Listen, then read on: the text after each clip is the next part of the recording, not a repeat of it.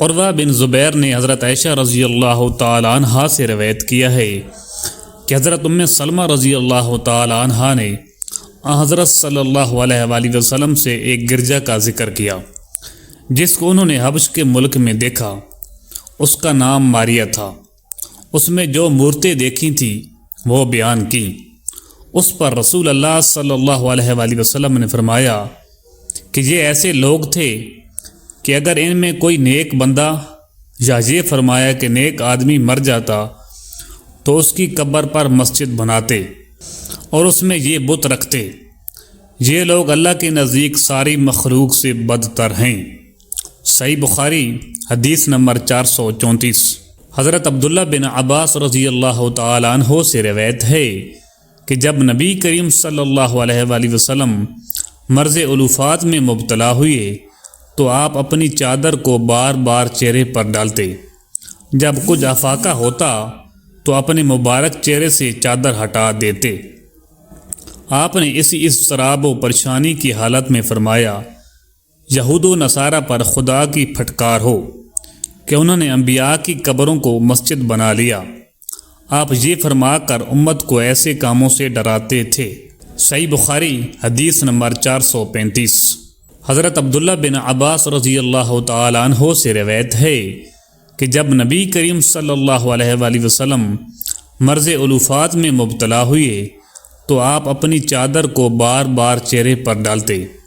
جب کچھ افاقہ ہوتا تو اپنے مبارک چہرے سے چادر ہٹا دیتے۔ آپ نے اسی اضطراب و پریشانی کی حالت میں فرمایا، یہود و نصارہ پر خدا کی پھٹکار ہو کہ انہوں نے انبیاء کی قبروں کو مسجد بنا لیا۔ آپ یہ فرما کر امت کو ایسے کاموں سے ڈراتے تھے۔ صحیح بخاری حدیث نمبر 436۔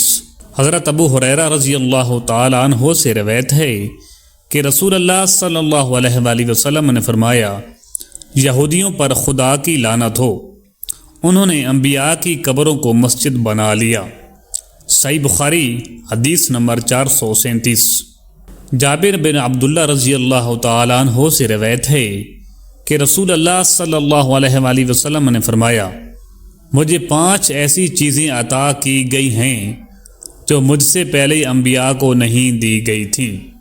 نمبر 1، ایک مہینے کی راہ میں میرا روب ڈال کر میری مدد کی گئی۔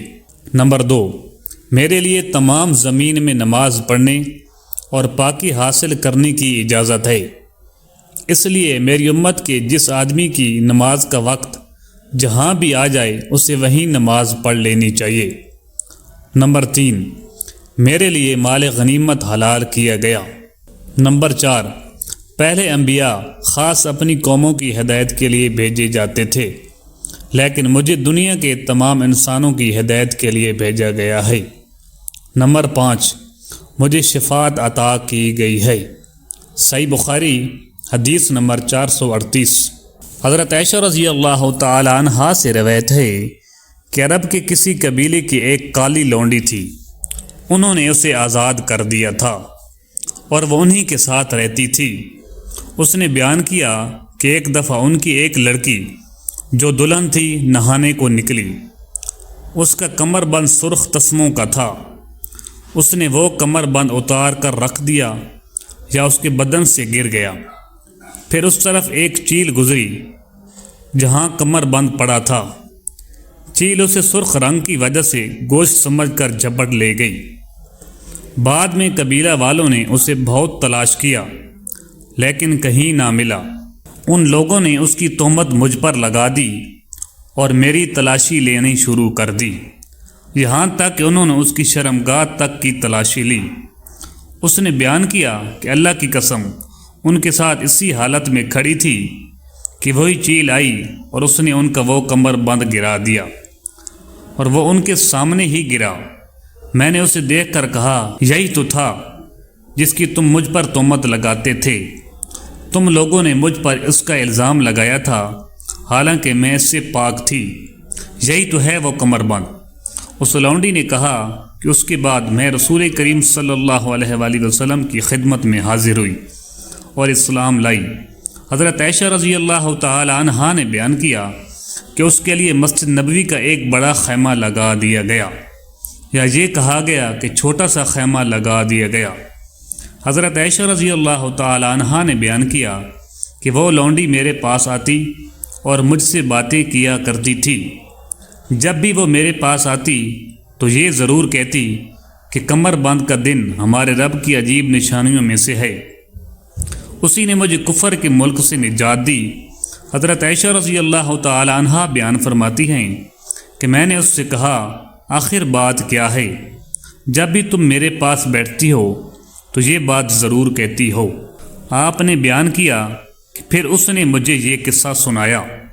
صحیح بخاری حدیث نمبر 439۔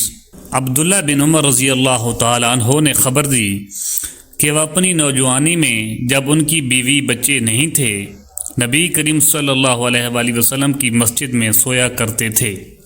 صحیح بخاری حدیث نمبر 440۔